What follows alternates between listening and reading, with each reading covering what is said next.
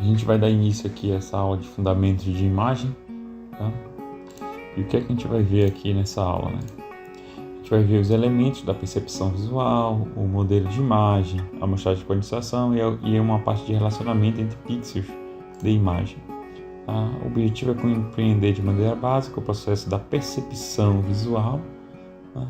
E conhecer algumas notações que vão ser importantes para o nosso curso. Aqui, nesse slide, a gente vai estudar um pouquinho dos elementos da percepção visual. Como a gente vai trabalhar com o sistema visual humano, né? Então, todo tratamento de imagem que a gente fizer é para um ser humano, né? Tá reconhecendo. Então, assim, a gente tem o olho, né? Que tem um globo ocular no tamanho esférico, né? De formato esférico, no tamanho de aproximadamente diâmetro de 2 centímetros. E ele tem vários elementos que a gente vai estudar nos próximos slides, né? Então, nessa figura aqui, a gente tem, por exemplo, aqui a lente, né, a córnea, a retina, que é a parte interna aqui do olho, né, a parte, os corpos ciliares e tal, a esclerótica, a coroide, o nervo óptico, então, a fóvea, né, o elemento onde a imagem é formada. Esses são os elementos principais, tá? Então, o olho humano, ele tem a parte externa e a parte interna. A parte externa aqui, a gente tem aqui a córnea, que é uma membrana transparente que fica bem na frente do olho, tá? E a esclerótica, que é a membrana que envolve o olho, tá? A membrana opaca, tá? Que envolve aqui o olho. E a camada interna, depois dessa esclerótica aqui, a gente tem, como está aqui escrito, a gente tem o coroide, que está logo depois da esclerótica. Ele tem os vasos sanguíneos, os corpos ciliares, que estão aqui em cima, né? Esses corpos ciliares, e o diagrama da íris, né? O diagrama da íris, bem aqui. Esses corpos ciliares, eles são ligados com fibras aqui nesse elemento que é chamado de cristalino ou lente, né? Para ele se contrair ou se expandir para controlar a quantidade de luz que entra no nosso sistema visual humano. Aqui, continuando, né? A íris, ela controla a quantidade de luz que entra no olho, né? Expandindo ou contraindo a partir dos corpos ciliares que estão ligados no cristalino, né? E na íris junto também. A pupila é a parte central, que tem de 2 a 8 milímetros de diâmetro, né? Então, por que essa variação? Para controlar a quantidade de luz que entra. A parte da frente tem a pigmentação visível, né? Que é a cor dos olhos, e a parte de trás é o pigmento neutro, né? E a parte de trás é aquela parte escura do centro. O cristalino, ou a lente, ela absorve 8% da luz que entra no nosso olho. Ela é formada entre 60% e 70% de água e tem 6% de gordura. E tem muito mais proteína do que qualquer outro tecido que tenha no nosso corpo. Tá? Só para falar aqui esse último item, a luz infravermelha e ultravioleta, elas danificam o olho. Então a gente não pode ficar apontando infravermelho e ultravioleta, né, no olho. Então a gente não pode estar olhando para o sol, apontar ponteira laser e etc. Então, assim, olha, a retina, que é um outro elemento importantíssimo no nosso olho, é a parte interna aqui do olho, né? Ela tem 2 elementos, o responsável pela visão diurna, que são os cones, e o responsável pela visão noturna, que são os bastonetes. Os bastonetes, eles proporcionam uma visão geral, tá? Então a gente não precisa de muita iluminação para serem acionados, tá? E assim, vários bastonetes, como está escrito aqui por último, olha, eles são ligados a uma única fibra nervosa. Então tem vários bastonetes para uma única fibra nervosa, tá? E objetos coloridos, eles são meio acinzentados quando eles são visualizados pelos bastonetes, tá? Aqui nessa outra figura, nesse slide, eu estou falando aqui que os cones, eles já diferente dos bastonetes, eles precisam de iluminação para funcionar, tá? Então eles que dão detalhe das imagens, a parte colorida da imagem, tá? Então eles funcionam bem quando a iluminação é bem favorável. Então eles são responsáveis pela visão de alta luminosidade, né? Cada cone, por sinal, está ligado a uma fibra nervosa, ao contrário dos bastonetes, que são conjuntos de cones. Então aqui a gente está vendo, olha, essa figura A, né? Elas são os cones na região da fóvea do olho, que é para onde tu está olhando, focando tua visão, tá? E aqui a gente tem os cones que são bem pequenos, perto né? Aliás, os cones que são grandes perto dos bastonetes que são pequenos. A gente vê que a quantidade de bastonete é bem grande. Bem aqui quase nem tem bastonete, né? Nessa outra aqui é um detalhe que já tem aí os bastonetes e cada cone desse está ligado a uma fibra nervosa. Então a gente tem aproximadamente, em média, né, 100 milhões de bastonetes, tá? É uma visão de baixa iluminação e eles são menores, né, do que os cones. Os cones, em média, são 6,5 milhões que nós temos, tá? Eles são responsáveis pela visão fotópica, tá? Eles trabalham com visão de cores e tal. Eles estão, a maior parte deles em volta da fóvea, que é para onde a gente está focando a nossa visão, tá? Então aqui nessa figura, olha, a gente tem essa linha vermelha, são os cones que estão bem na fóvea do olho, tá? Então a maior parte está nessa fóvea. E aí os bastonetes, olha, com 20 graus mais ou menos para o lado, essa parte daqui de baixo, essa numeração está em grau. 20 graus tem um máximo e depois cai. Isso aqui é do lado, o olho esquerdo, tá? Tem um ponto cego aqui, né? Que é o ponto onde o nervo óptico está ligado ao olho. Então a gente tem um ponto cego que é bem pequenininho, né? A gente não consegue um objeto assim para a gente estar identificando esse ponto cego, né? Aí aqui no olho direito, né? Então tem a parte central, esse 0 grau aqui é a parte central. 0 grau porque nosso olho é circular, certo? Então é em grau. É onde tem o máximo aqui, ó, de cones. E aí, à medida que vai se afastando, vai diminuindo, né? Até zerar aí a parte de cones. Os bastonetes, por outro lado, eles são zerados no centro e vão aumentando, né? Chega no máximo 20 graus e depois cai de novo. E por outro lado aqui tem a parte que não tem nem cones nem bastonetes, antes dos 20 graus aqui, né? Que é a parte da fóvea.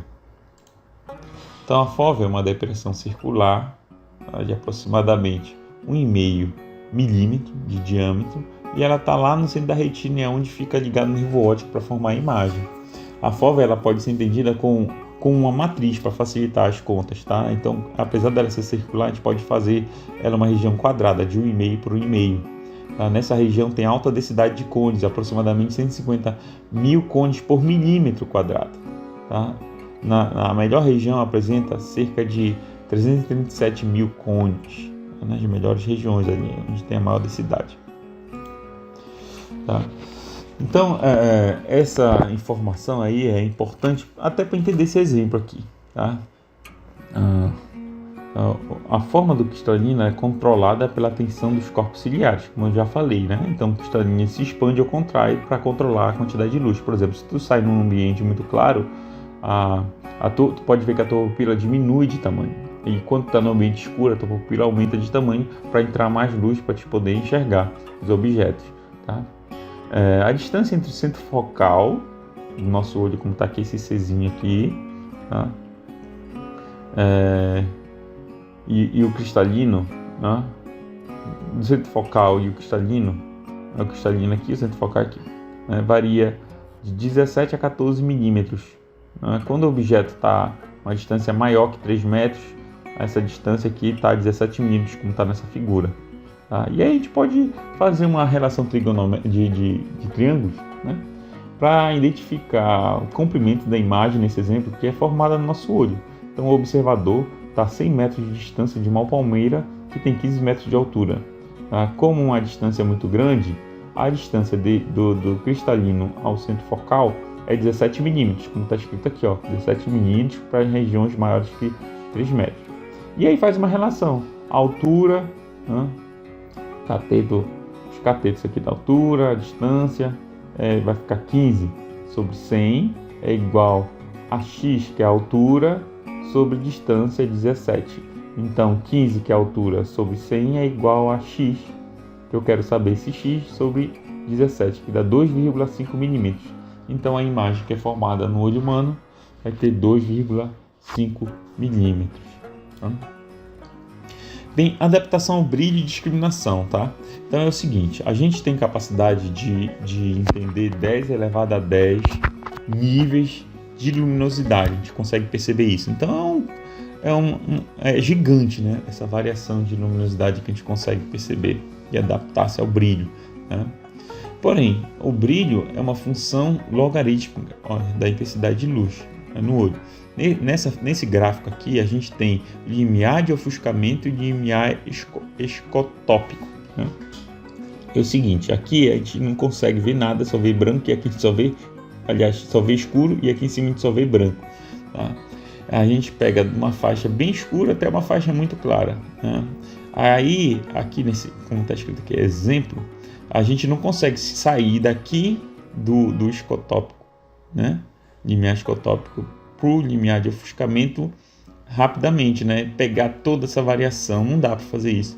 O nosso sistema visual humano ele tem uma faixa pequena de adaptação, né? Então, tu pode sair de um determinado nível de luminosidade para outro sem tu ficar ofuscado a tua vista, sem tu enxergar nada. Então, por exemplo, se tu estiver num quarto escuro e acender a luz rapidamente, tu fica com a visão ofuscada até que tu consegue enxergar, né? Agora, se tu sai de uma visão que tem luminosidade e vai para uma visão para um ambiente escuro, tu fica ali naquele ambiente, parece que está 100% escuro, mas vai, depois começa, se tiver um pingo de luminosidade lá, tu consegue visualizar alguma coisa. Então, a gente tem uma questão de adaptação que não é bem automática, que depende aí, né, do nível de luminosidade que a gente está no ambiente. Mas assim, a gente tem uma grande faixa que a gente consegue se adaptar, tá? Nosso sistema visual. Aqui tem um experimento para saber quanto uma pessoa consegue discriminar brilho. Então, aqui é como se fosse uma luna branca e atrás da luna joga um feixe de luz com uma intensidade um pouquinho maior, mais um delta, né, de intensidade. E aí coloca um delta bem fraquinho e vai aumentando até que a pessoa diz, olha, comecei a perceber a luminosidade. Ou faz o contrário, coloca uma intensidade muito alta de luz e vai diminuindo esse delta até que a pessoa não consegue mais perceber. Aí daí tu consegue montar um gráfico, né? Os especialistas montam um gráfico de intensidade de adaptação ao brilho que a gente tem, tá? Nessa curva aqui é a razão de Weber, que é esse log dessa variação de intensidade por I, intensidade padrão. Então esse aqui é o log da intensidade, tá? Então essa escala logarítmica. Aqui é só para mostrar que os cones, olha, eles estão em alta intensidade de luz, os bastonetes estão em baixa intensidade de luz. Eles trabalham com pouca luminosidade e os cones trabalham com alta luminosidade. Tem uma região aqui que eles trabalham juntos, né? Mas tem uma região que só os bastonetes trabalham e tem uma região que só os cones trabalham, tá? Adaptação ao brilho e a discriminação. Então, nessa figura aqui, continuando falando dessa adaptação, o brilho não é só uma função da intensidade, né? Então, nosso sistema visual ele costuma subestimar ou superestimar, né, as intensidades, principalmente nos contornos. Então, aqui perto do contorno, a gente pensa que a imagem, por exemplo, essa daqui, bem aqui parece que ela é mais clarinha e quando ela se aproxima para essa borda, ela se torna mais escura. Mas na realidade, como está plana aqui, ó, todas elas têm a mesma intensidade de cor. Por exemplo, essa. Parece que nessa região ela é mais escura do que nessa outra, né? Então, por conta do contraste aí, de uma faixa de cor para outra, a gente tem a tendência a subestimar o que a gente está visualizando, né? Nessa outra aqui, ó, o contraste simultâneo, né? O brilho percebido em uma região não depende simplesmente da intensidade daquela região, mas depende do contorno, né? Então, por exemplo, esse quadrado interno parece ser mais escuro do que esse outro, mas na realidade eles têm a mesma intensidade. O que está mudando é o ambiente aí onde eles estão sendo representados, tá? Nessa outra figura, as linhas parecem que não são paralelas, né? Parece que elas são linhas tortas, mas na realidade elas são paralelas. O que confunde a gente é a falta do alinhamento aqui dessas faixas azuis e brancas, tá? Nessa outra, os círculos vermelhos são do mesmo tamanho, só que o contorno deles são diferentes. Então a gente tem uma impressão que essa segunda círculo é vermelho. Aqui é como se a gente estivesse vendo espiral, né? Mas na realidade são círculos concêntricos. E nessa outra, se a gente olhar claramente, a gente consegue ver umas bolinhas, olhar com fixando os olhos, a gente consegue ver algumas coisas piscando, assim, umas bolinhas pretas piscando, principalmente entre os retângulos, tá? E para terminar essa aqui também, né? Se tu olhar e tu consegue visualizar, parece que tem umas bolinhas piscando aqui nos cantos dos quadrados. Nessa outra figura, tu poderia dizer para mim que são dois triângulos, né? Um triângulo branco e um triângulo preto. Mas aí foi a composição das figuras que montou essa relação para a gente. Então, nosso sistema visual ele tem essa capacidade de superestimar, né, que a gente está visualizando. Então aqui é o seguinte, modelo de imagem, né? Como é que a imagem ela é formada? Então a imagem ela tem uma intensidade e é formada também pela intensidade de luz e pela reflexão que os objetos têm. Então I é a iluminação, que vai de 0 a infinito, e R é a reflectância, que vai de 0 a 1. Então um objeto que não reflete nada é 0, e um objeto que refletia toda a luz que incide nele equivale a 1.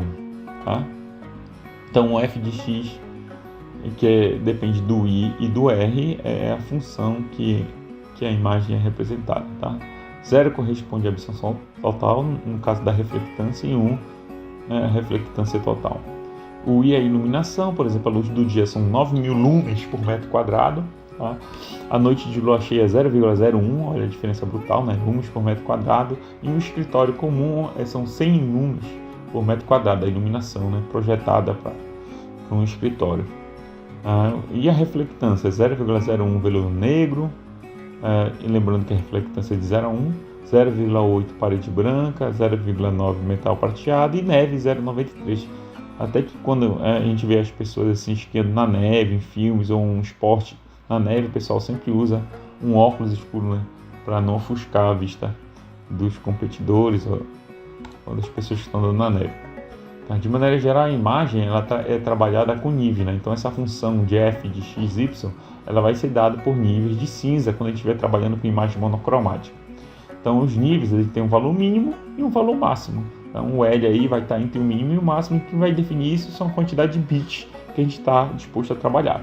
Então geralmente a gente trabalha com esse mínimo sendo 0, né, que a gente vai chamar de preto, e o máximo é um valor lá branco. Por exemplo, se for com 8 bits, a gente vai dizer que é de 0 a 255, tá? Níveis de cinza para uma imagem monocromática.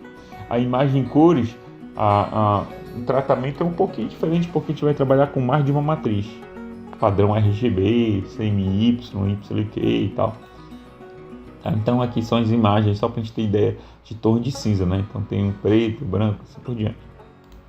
Tá? Aqui nessa imagem tem a imagem desse pássaro, né? E aí tem um pedacinho do olho dele, que eu já até fiz uma experiência dessa na aula passada. E a gente tem uns pixels aqui, ó. Consegue ver os quadradinhos que são os pixels dando zoom um pedacinho. Tá? E aí cada valor aí, ó. Por exemplo, esse cantinho aqui é 255, é branco. Né? O centro aqui que está mais escuro está com valor 26. Tá? Essa aqui é a ideia. Então, a ideia básica, né? A amostragem de quantização aqui. A ideia básica por trás da amostragem de quantização vai ser ilustrada nas próximas figuras. Aqui é como se eu tivesse uma imagem que eu quero adquirir através de um sensor, por exemplo, através de uma câmera, de um scanner. Tá? E aí o que acontece?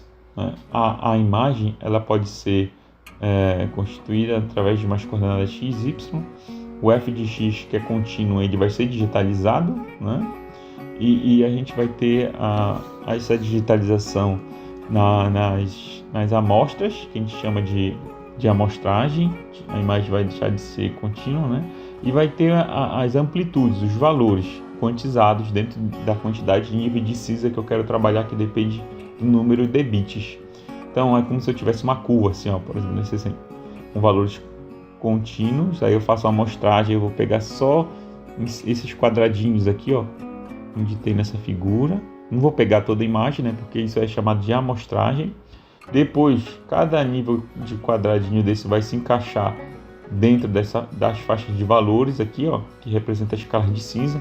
No caso, eu tô trabalhando com 3 bits e minha imagem resultante vai ser essa.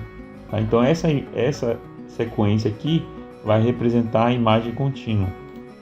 Então assim, é como se eu tivesse uma imagem contínua e colocasse um grid nela. Tá? Então esses quadrados aqui seriam a representação da digitalização dessa imagem. Como eu estou trabalhando com poucos níveis, né, fica assim quadrado. Mas aí, para melhorar essa imagem, eu poderia aumentar o número de níveis e o número de bits para ter uma imagem com mais tons de cinza. Então aqui eu tenho 8 tons só de cinza. Tá? Então assim, de maneira geral, a imagem é uma matriz. Tá? A gente vai trabalhar com uma matriz e com vários elementos. Tá? Cada elemento da matriz é chamado de pixel, que é picture element. Tá? Uma prática comum é a gente trabalhar com projetos e estudo com imagens quadradas, né? Com potência de 2, mas a gente pode ter imagens de diversos tamanhos aí. Tá? Então, uma imagem retangular Aí eu tenho uma dimensão aqui de n colunas, como de 0 a n colunas aqui, 2 elevado a n, e m linhas, né? Então eu teria aqui m linhas, 2 elevado a k. Tá? Sempre potência de 2, que é um padrão que se usa, mas existe imagem hoje que tu pode mudar aí de qualquer jeito, tá? E g, que é o número de níveis de cinza, também, que é potência de 2. Tá? De nível de cinza, porque a gente vai trabalhar com sinais discretizados. Tá? Então essa tabela aqui, eu tenho um número de bits necessário para armazenar uma imagem. Então aqui uma imagem de 32 por 32 pontos, ou pixels, né? Com m, que seria 1 bit. Né? 1 bit eu tenho 2 níveis, ou 0 e 1. Esse L aqui é o número de níveis. Tá? Então eu preciso de 1024 bits para armazenar. Uma imagem aqui, ó, com 1024 por 1024, com 8 bits, que dá 256. 1024 com 1024 com 8 bits, eu tenho 8.3 mega, quase 8.4 mega, né, bits para armazenar. E aí é uma imagem bruta, né? Aí quando tu joga lá para JPEG, isso aqui vira K, sai de mega, vai lá para a faixa de K. Então, para saber o tamanho é só multiplicar, né, a dimensão da imagem, como aqui a imagem é quadrática. Por exemplo, 512 vezes 512 vezes o número de bits, que é 1, 2, 3, 4. E aqui está feita a conta para a gente, né? Então, um caso maior aqui é uma imagem de 8.192 com 8 bits, que dá 536,8770 mega. 537 mega. Sobre a amostragem de quantização, existe a resolução, né, que vai depender do número de pixels da imagem e número de bits, que é o nível de cinza. Então os bits vão te dar um nível de cinza. Tá? Mas aí vem a pergunta, o que é uma boa imagem, né? Então uma boa imagem depende muito do que tu queres, né, do objetivo final do teu projeto, do teu experimento, para que tu vai usar. Tá? Então o efeito da resolução espacial de uma imagem, né? Então nessa imagem aqui, a gente vai observar esse efeito. Tem uma imagem de 1024 por 1024 com 256 níveis de cinza.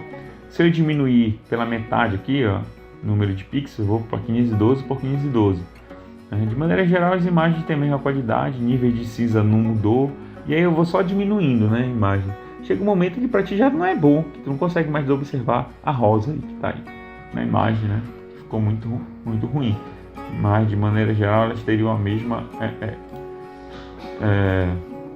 quantidade de níveis de cinza. Nesse caso, eu vou diminuir de 1024 por 1024, 512 por 512. 256 por 256, 128, 64 por 64, até 32 por 32, né? E mantendo o número de níveis de cinza, mesmo número de bits. A gente observa que a partir de 64, né, até daqui, 128, começa a ver os quadradinhos, né? Algumas pessoas chamam de pixelada, né? Aqui é o efeito de bloco, não é bem efeito de bloco, mas os pixels ficaram grandes demais, né? Porque a imagem manteve a mesma área, mas eu reduzi o número de pixels para representar.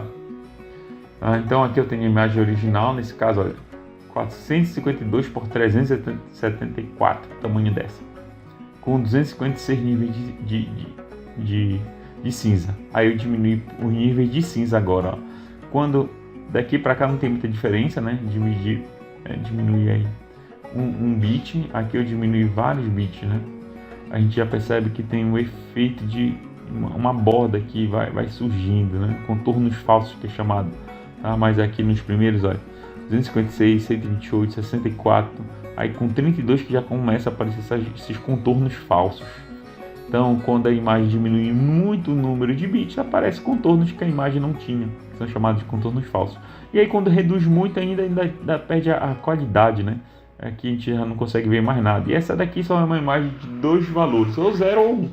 Uma imagem que a gente diz preto e branco, necessariamente. Tá? Aqui tem três tipos de imagem: a imagem da Lena, o homem com a câmera, e uma imagem da multidão. Tá? E aí foi feito alguns experimentos para observar quanto a gente varia os pixels e os níveis de cinza e quanto a imagem muda. Por exemplo, a imagem que tem mais detalhes é essa. Então, se a gente manter aqui o mesmo N, ou seja, o mesmo número de pixels da imagem e sair aqui, ó, de 5 bits para 4 bits, a pessoa, o usuário, não deve perceber diferença. Já para a imagem de média, né, essas outras imagens diferentes, o homem com câmera, a face aí da Lena, né, a gente observa que se a gente aumentar os níveis, os pixels da imagem, né, aí a quantidade média de bits vai caindo, né, de 5 para 4. Mas aí eu aumento o nível de cinza da imagem, o tamanho da imagem. Tá? Bem, aqui está falando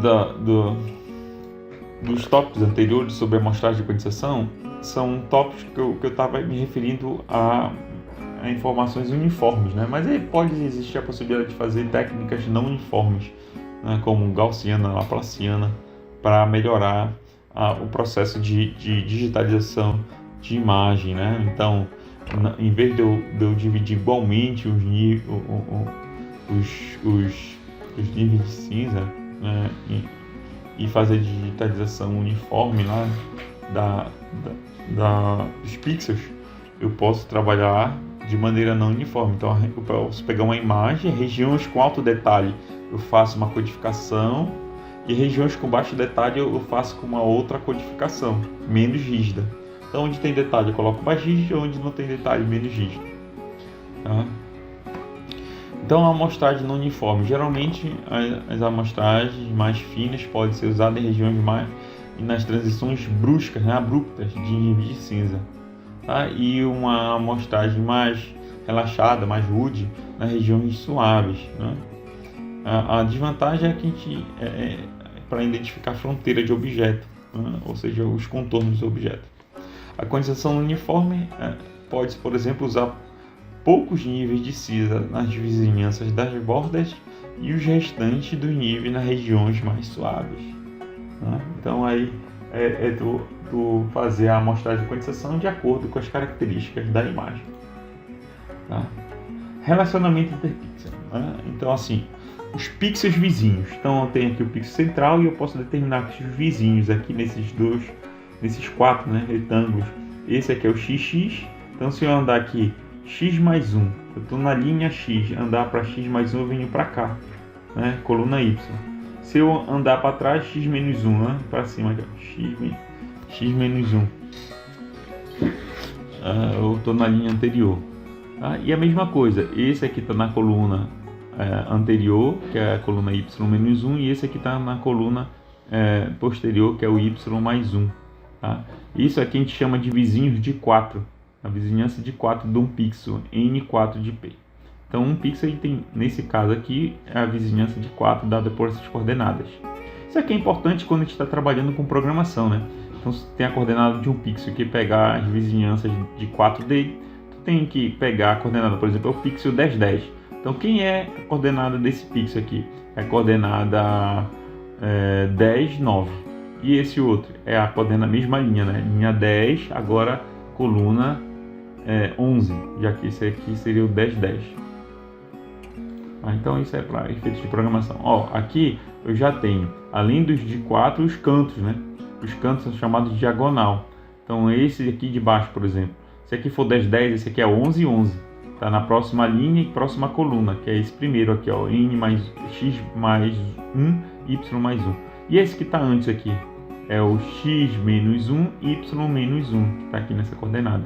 Tá? E assim eu tenho a coordenada de cada um dos cantos. Tá? Então isso é para efeito de programação. Então aqui é a vizinhança de 8, né? No total é a vizinhança de 8. E só os cantos é vizinhança de diagonal. Tá? Conectividade, né? O conceito de conectividade para pixel, a gente usa a fronteira, né, do objeto. Dois pixels são conectados se eles são adjacentes, se seus vizinhos, se os seus níveis de cinza satisfazem algum critério de similaridade. Então são só adjacentes se tem nível de cinza de acordo com o critério e são adjacentes. Então a imagem com dois níveis de cinza 0 e 1, por exemplo. Dois pixels são vizinhos de 4, né? Vizinhos de 4 tem que estar naquela formato de cruz aí os vizinhos, tá? São conectados se tiverem o mesmo valor.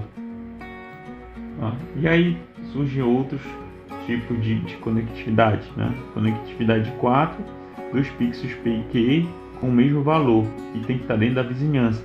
conectividade de 8, os dois pixels teriam que ter o mesmo valor. E o 1 tem que estar dentro da vizinhança de 8, né? Dos 8 lá.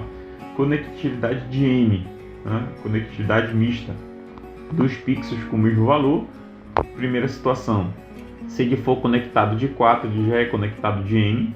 Ou se ele estiver conectado na diagonal e não existir pixel comum entre os dois, né? Então tem que ser vazio, conectividade comum entre os dois pixels. Então eles são conectados na diagonal, mas não tem não existe nenhum pixel com o mesmo valor, né? Entre eles dois que pertencem à conectividade de 4. Métricas de distância. A distância dos pixels de uma imagem é medida fundamentalmente para muitos algoritmos, a gente precisa para isso. Então aqui tem 3 pixels, um com coordenada x1, y1, o q, x2, y2 e o t, x3, y3. Né? A gente vai chamar a distância entre pixels de d, tá? E tem essas propriedades aqui, ó. A distância nunca é negativa entre dois pixels, é sempre maior ou igual a 0, tá? Pode ser 0. Ela vai ser 0 se os dois pixels, a gente estiver fazendo uma comparação com dois pixels na mesma posição. Elas serão simétricas, porque a distância de um pixel para o outro é a mesma desse outro para o mesmo pixel, né? Faz o caminho e volta. E tem essa desigualdade triangular aqui, né?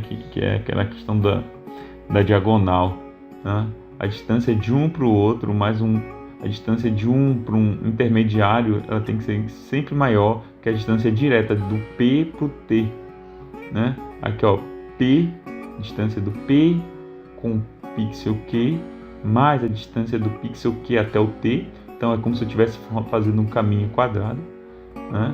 Vai ser sempre maior ou no máximo igual, né? A distância do P para o T. Então, de uma diagonal assim, tá? De um caminho mais curto. Aí tem umas fórmulas matemáticas, né? Por exemplo, a distância euclidiana entre dois pixels, né? É como se eu tivesse 2 pontos num plano, e aí eu pego a diferença das coordenadas, elevo ao quadrado e tiro a raiz, né? Isso aí a gente pode somar numa imagem, eu vou mostrar para vocês. A distância cityblock, né? A distância de 4 entre dois pixels é a soma dos módulos, né? Dos pixels, e essa de chessboard, a distância de 8, a gente vai pegar o máximo, né?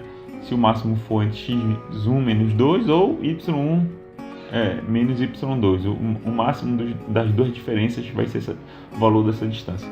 Então, existe as fórmulas matemáticas, mas existe a fórmula de tu olhar para a imagem e calcular direto, né?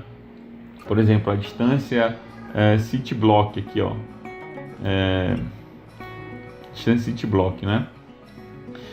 Desse ponto a este, né? Essa distância tu tem que andar sempre em linhas, né, retas, não pode andar em diagonal. Então na diagonal de 0 para cá teria um caminho só, não, mas para chegar nesse pixel eu passo por 2 caminhos, né? Então seriam 2 a distância nesse caso, por isso que está esse número 2. Para chegar bem aqui eu passo por 2,